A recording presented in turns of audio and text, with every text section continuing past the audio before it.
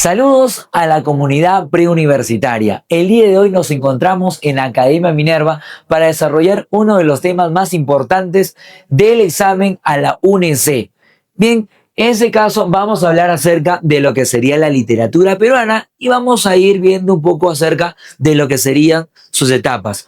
Por ejemplo, tendríamos la época incaica, aunque en algunos libros nosotros lo podemos encontrar como la época prehispánica, antes de la llegada justamente de los españoles. Pero cuando ya habrían de llegar a esa parte del mundo los españoles, nosotros lo vamos a conocer como la época de la conquista. Como nosotros, si nos vemos sometidos, llegaremos a darnos cuenta que ahora vamos a tener la época de la colonia o la época del virreinato. Pero no solo el Perú había sido dominado por la corona española, sino algunos países más de América latina. Por ejemplo, ahí podríamos encontrarnos con Venezuela, Argentina, Colombia, entre otros. Por lo cual nosotros, con ese afán y ese ámbito de tratar de eliminar a la corona española de esa parte del mundo, tratamos de hacer la emancipación, tal y cual como lo podemos apreciar en este punto. Pero una vez acabado la época de la emancipación, una vez que nosotros podemos derrocar a los españoles, nos vemos ahora llegados a la época de la República, que es más, es la época que ha llegado hasta el día de hoy. Pero he creído conveniente en esta tarde poderles hablar un poco acerca de lo que sería la época de la emancipación, ya que en los últimos exámenes a la UNEC ha sido muy recurrente. Ahora, tenemos que ponernos un poco en contexto. El peruano, el hispanoamericano, no es que de la nada se le haya ocurrido la magnífica idea, pues, de tratar de emanciparse, sino que ha habido algunos antecedentes para que nosotros tengamos ese ámbito, ese espíritu de tratar de buscar la libertad. He ahí que nosotros tendríamos que irnos a lo que actualmente vendría a ser los United States, ¿no? Estados Unidos, porque ahí se había desarrollado la revolución de las 13 colonias. Y también, ¿por qué no irnos a Europa con la Revolución Francesa? Estos dos elementos son los principales y los más importantes para que nosotros queramos también libertarnos. Pongamos ese grito justamente de tratar de alejarnos de la corona española. Bien, ahora, ¿con qué inicia la época de la emancipación? Bueno, acá nosotros nos vamos a encontrar justamente con la rebelión de Túpac Amaru. Con la rebelión de Túpac Amaru II. Con eso nosotros habríamos de iniciar, pero también ¿cuándo le daremos fin? Justamente habríamos de darle fin con la capitulación virreinal. Ahora, si tú creías que la época de la emancipación todo es a través de batallas, de sangre, de pelea, de muertes, no es así, ya que la época de la emancipación también estaría ligado con el ámbito de la escritura.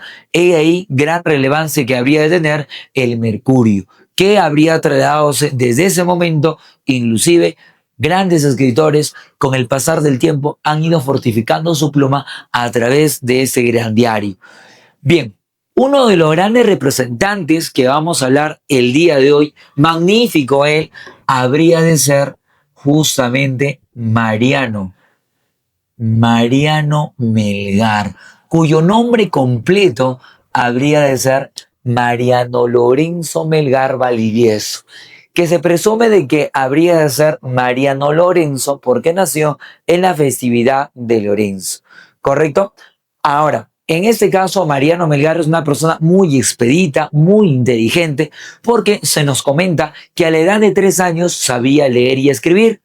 También se comenta que a la edad de 8 años ya sabía el latín, inclusive pues antes de los 12 años sabía tanto el francés como también el inglés.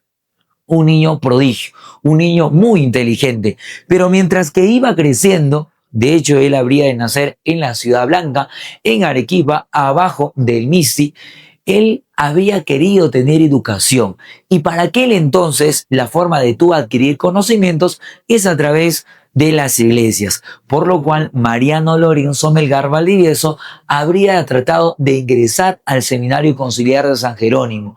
Su padre lo había intentado en múltiples ocasiones hasta que en algún momento lo van a aceptar. Con la edad de 18 años habría de imbuirse en el ámbito académico, llenarse de tantos conocimientos que es más, 2 años le bastaría, apenas solo 2 años, para no dejar su carrera, pues como seminarista, estudiar todavía, sino que también ahora habría de también darle la oportunidad de convertirse en docente, en profesor. Entre los cursos que habría enseñadose era latinidad y también retórica, lo cual nosotros nos da a notar que tenía buen dominio de la palabra y también habría de dominar hábilmente lo que sería el latín. Esos son los puntos más importantes. Chicos, es así como nosotros le podemos considerar como el poeta mártir. En unos momentos vamos a comprender aún más por qué le llamamos el poeta mártir. Y también podríamos decirle que es el Ovidio peruano. Muy bien, ¿por qué no también llamarlo o considerarlo justamente como el poeta? ¿Ya? El poeta de los yarabíes. Lo que habría de marcar su carrera es ello, los yarabíes. Punto que vamos a resaltar bastante en el análisis de su historia. Muy bien. Ahora, Mariano Lorenzo Melgar Valdivieso, a la edad de 20 años, como dije, era todavía un estudiante y también habría justamente de ser docente, pero a la edad de 20 años habría de enamorarse por primera vez. De la muchacha que nosotros conocemos, de la muchacha que nosotros habíamos de escuchar por primera vez, aquella habría de llamarse, pues, Melisa. Tiempo más tarde, los historiadores, grandes analíticos de la historia, habrían de dar que Melisa, esto solo es un seudónimo, ya que el verdadero nombre habría de ser Manuela Paredes. Así la vamos a conocer también en esta clase. Pero había intentado en muchas ocasiones, en múltiples ocasiones, tratar de enamorarla, de cautivarla, pero lamentablemente Manuela Paredes, su primer amor, no habría al principio de darle una oportunidad a Mariano Melgar, por lo cual Mariano se alejó. Pero hay algunos que cuentan que apenas Mariano Melgar se alejó pues de Melisa, ella ahora sí quisiera darle una oportunidad a Mariano Melgar, pero ya es demasiado tarde, porque Mariano Melgar se ha enamorado nuevamente. Por segunda vez habría de enamorarse de Silvia, que cuyo verdadero nombre de Silvia habríamos de saber que es María Santos Corrales, que también el nombre de Santos habría de adquirirlo porque nació en el Día de Todos los Santos. María Santos Corrales, hay acá muchas controversias. Una de las grandes controversias es que Mariano Melgar ya te he comunicado que tiene 20 años y Silvia en aquel entonces habría de tener 13 años, 7 años de diferencia, por lo cual muchos de ellos pensaban que capaz este amor no existía, ¿no? Seguramente Mariano Melgar se imaginó este romance y este amor, el cual se había de contemplar a través de sus composiciones, tanto epístolas como también poemas, etc.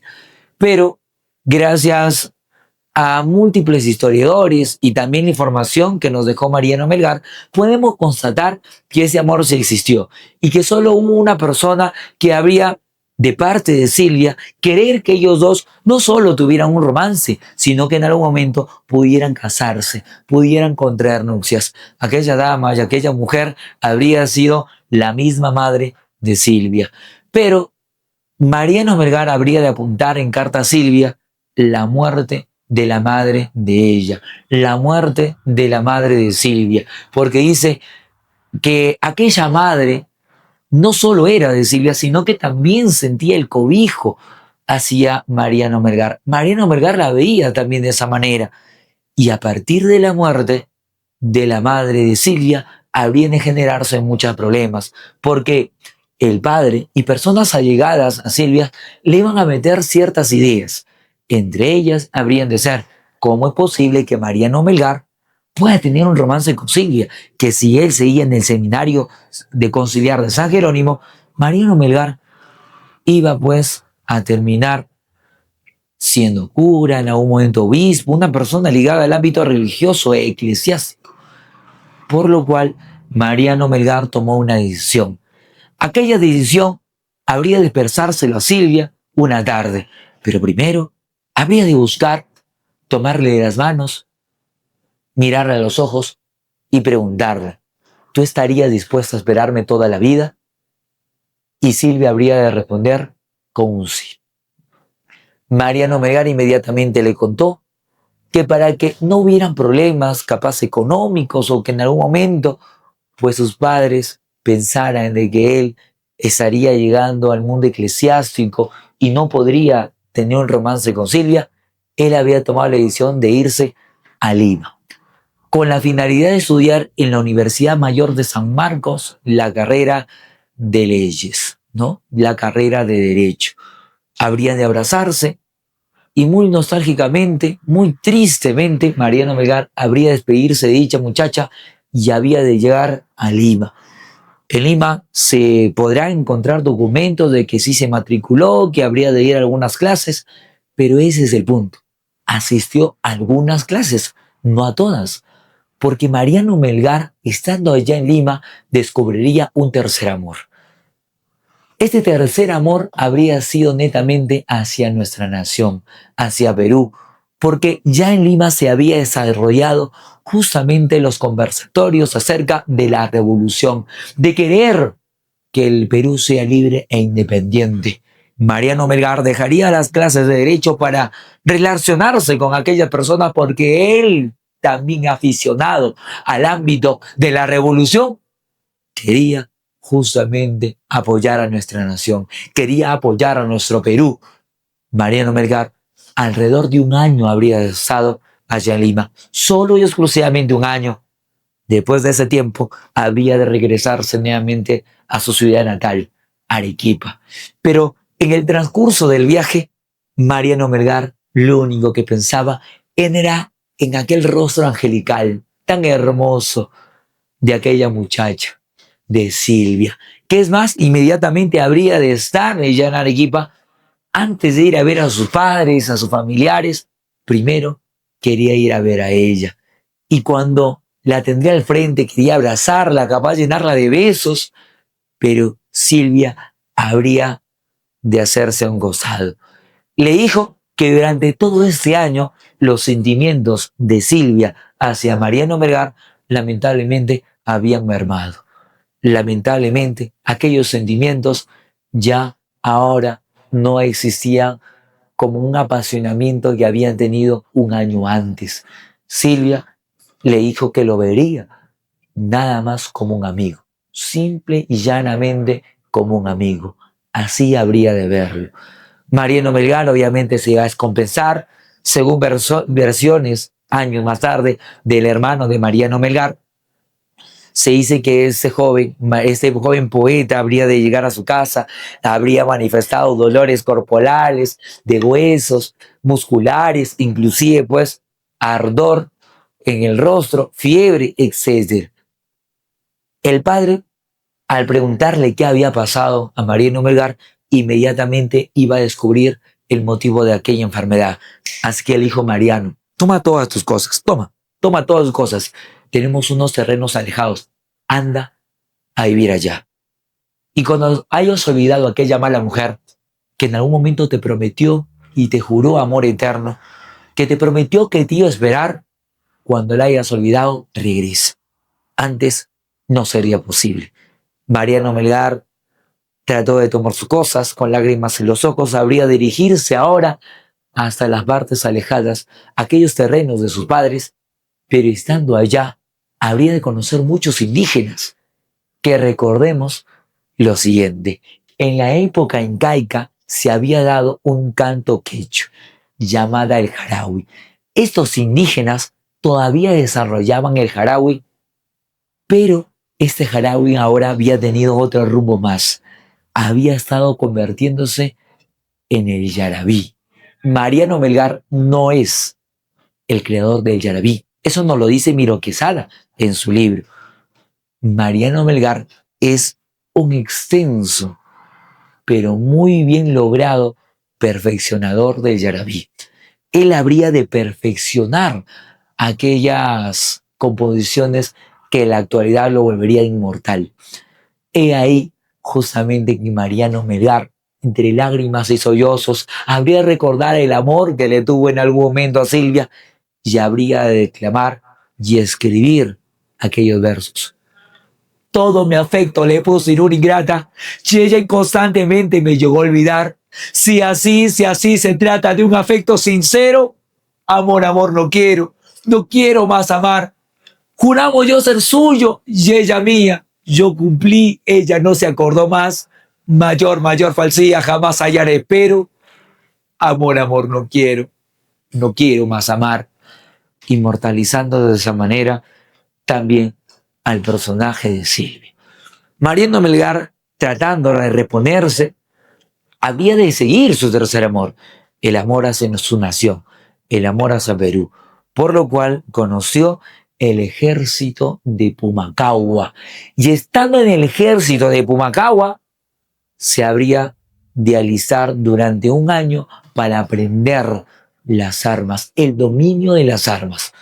Una vez habiendo pasado un año y Mariano Melgar sintiéndose expedito para hacer revolución ante su nación, se enfrentó hacia los españoles en la batalla de Humachiri. Lamentablemente ese día las cosas habrían de salir mal, por lo cual a Mariano Melgar habrían de aprisionarlo. Lo llevarían a un descampado y en aquel descampado iban a fusilarlo. A cada uno de los rehenes se les iba a colocar vendas en los ojos para fusilarlos de esa manera. Pero cuando le tocaría el turno a Mariano Melgar, él lo rechazó, indicando lo siguiente: póngansela ustedes, que son los engañados, que América será libre antes de 10 años. Y después de eso, Mariano Melgar habría de ser fusilado. Habría de morir Mariano Melgar, pero como si fuera una especie de augurio, aquella frase de Mariano Melgar se iba a cumplir, porque antes de darse los 10 años del fallecimiento de Mariano Melgar, Perú sería libre e independiente. La historia no habría de culminar ahí, porque Mariano Melgar en el ejército de Pumacahua había tenido un amigo cuyo apellido vendría a ser Amat. Mariano Melgar habría de comentarle a este amigo todas las tristezas y agonías que tenía hacia Silvia y que es más, le habría de decir que le había escrito 10 yarabíes. Amat, al saber que Mariano Melgar, aquel amigo, había fallecido, Amat habría de ir a la casa de campaña de Mariano Melgar, así abriendo de retirar los 10 yarabíes y buscando a Silvia. La buscó por mucho tiempo y cuando la hubo de encontrar, le entregó los yarabíes. Pero para más anecdótica que sería la historia, años más tarde, Mariano Melgar, aquel amigo, aquel que le había confiado el secreto de los 10 yarabíes a Amat se había casado justamente con Silvia. Así habría de terminar esta historia justamente apenada, triste, de parte de Mariano Melgar. Bien chicos, ahora sí vamos a comentar acerca de lo que serían las obras de Mariano Melgar. Entonces, sabemos que se le llama el poeta mártir porque dio su vida por nuestra nación, por nuestro Perú. Habría de ser considerado como el poeta de los yarabíes porque perfeccionó el yarabí. Recuerda, no es el creador del yarabí. Y ahora vamos a comprender otro punto también muy interesante. Lo que pasa es que Mariano Melgar, como lo habíamos indicado, es considerado el Ovidio peruano. Recuerda que Ovidio vendría a ser un poeta romano o latino. Ahora, Mariano Melgar habría de traducir aquellas obras de Ovidio y algunas obras importantísimas. Entonces, acá, en esta parte de la pizarra, vamos a ver qué obras Mariano Lorenzo Melgar habría de traducir. Una de ellas vendría a ser de tema bíblico, de tema religioso. Vendría a ser el Salmos número 3. Acá nos encontraríamos entonces con el Salmo número 3. Por otro lado, podríamos encontrarnos con las Geórgicas, obra crucial de la literatura romana, que más las Geórgicas habría de pertenecerle también al poeta Publio Virgilio Marón, al poeta mantuano. Pero como te había indicado, es el Ovidio peruano, porque Mariano Melgar, en aquella dolencia que él tiene, habría de traducir la obra El arte de olvidar. Habría de traducir el arte de olvidar. Bien, acá para que lo puedas recordar, te voy a colocar que le ha pertenecido justamente a Ovidio. Pero también decimos, por otro lado, que él habría de dedicarse al ámbito de la epístola, ¿no? Le encantaba la redacción de las epístolas. Recuerda que las epístolas vendrían a ser las cartas, así que la que nosotros vamos a recordar y conocer vendría a ser en este caso Carta a Silvia. Carta a Silvia. Por otro lado, también tenemos que recordar que Mariano Melgar habría de tener las diferentes sonetos, odas, también habría de representarlo. En el ámbito del soneto te voy a colocar dos. Una, la cual habla acerca de ella, habla acerca justamente de Silvia, que sería soneto entonces a Silvia. Soneto a Silvia, cuyo poema habría de finalizar con la frase Silvia es mía y yo soy de ella. Pero después de eso habría de criticar a la mujer, ¿no? Con el soneto, con el poema a una mujer, ¿no? A una mujer. O soneto a la mujer. Ya, one moment. Soneto entonces a la mujer. Bien. Ahora, dejamos lo que sería el soneto. Como hace un momento te había comentado, él también sería claro representante de la oda, de las alabanzas. Entre las odas más importantes vamos a tener Oda al sueño, Oda al sueño, como él buscaba la revolución, como buscaba enfrentarse justamente a la corona española, habría de redactar Oda a la libertad.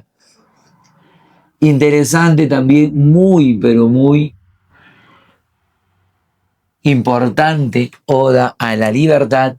Y el último, que también es bastante interesante, y además lo vamos a colocar de verde porque es resaltante, vendría a ser Oda al Conde de Vista Florida. Oda al Conde de Vista Florida. ¿Por qué no recordar que Oda al Conde de Vista Florida se había estado dedicado a José Vaquijano y Carrillo? Bien, Mariano Melgar también habría destacado en el ámbito netamente de la fábula. Recuerda que Mariano Melgar, él habría de ser influenciado todavía por el neoclasicismo. Él todavía tenía la influencia del neoclasicismo, porque recuerda que uno de los claros representantes de la fábula en el neoclasicismo, pues europeo, sería Jean de La Fontaine. Entonces, Mariano Melgar todavía tenía esas influencias. Ahora, Mariano Melgar, déjame decirte que habría de ser considerado como precursor del romanticismo y también habría de ser precursor del indigenismo, sobre todo cuando hablamos de ser precursor del indigenismo con alguna de sus fábulas, y habría sido precursor del romanticismo con sus obras idílicas, tales son como Los Yarabíes. Ahora, ¿qué fábulas podríamos encontrar acá? ¿Ya? ¿Qué fábulas podrían deleitarnos a nosotros? Por ejemplo, vamos a tener en ese caso lo que serían los gatos. Te voy a especificar un poco de lo que trataría los gatos. Se dice dentro de esta historia que había parido una gata tres gatitos. Un gatito blanco, un gatito negro y un gatito manchadito. Se dice que los tres gatos trataban de lidiar y siempre tratar de protegerse de un perro. Perro rabioso, muy enfadado, muy enojado, que siempre trataba de matarlos. Estos siempre se escapaban, pero tenían que reunirse para buscar la estrategia necesaria de cómo derrocar al perro. Mientras ellos habían tenido su reunión, se dice que el gatito blanco alza la patita y dice, hermanos míos, déjenme comentarles que yo soy blanco y nosotros los blancos hemos nacido para gobernar. Así que yo voy a ser su líder. Pero es ahí donde el gatito negro agarrar y le tira la patita. Y es justamente como el gato negro también alza su patita y él dice, no, no, no, no. Los que deberíamos liderar somos nosotros, los negros, porque los negros tenemos valentía, tenemos fuerza. Así que yo considero y creo que debería ser su líder. Es ahí donde el gatito mestizo le tira pues la patita y cuando está a punto de alzar la patita llega el perro y se los termina devorando los tres. Se acabó la historia. Pero, ¿de qué trata? Mariano Melgar lo especifica en las partes finales, donde nos decía hermanos, paisanos. ¿Qué es eso de estar peleando de que uno es negro, que uno es blanco, que uno es mestizo? El Perú es de todos los colores. El Perú está relacionado con diferentes razas. Pero si que nosotros nos ponemos de acuerdo de quién manda, quién debería ser sometido, vamos a ser devorados por los españoles. No vamos a poder libertarnos. Hay que unirnos y hacer una sola fuerza. Entonces la gata habría de representar el Perú, la patria. En este caso los gatitos, todos los peruanos. Y en el caso del perro enojado y furioso, habría de ser la corona española. Bien, entre otras fábulas que tendríamos acá, por ejemplo, la ballena, ¿ya? La ballena y el lobo, también nos podríamos encontrar en este caso con el cantero y el asno. El cantero y el asno. ¿Correcto? Muy bien. Ahora, en este caso, chicos, vamos a hablar ya respecto a lo que debería ser justamente el Shara. Vamos ahora a lo que serían los yarabíes, estimados estudiantes. El yarabí, vamos a darle algunos puntos. Vamos a ver si le damos 4 puntos para que tú lo tengas en mente. Por ejemplo, un dato que ya habíamos dado es que el yarabí proviene de un canto quechua de la época incaica, ya que el canto quechua habría de ser el jarau. Entonces acá colocamos que el yarabí sería herencia entonces del jarau. Acá lo vamos a obtener.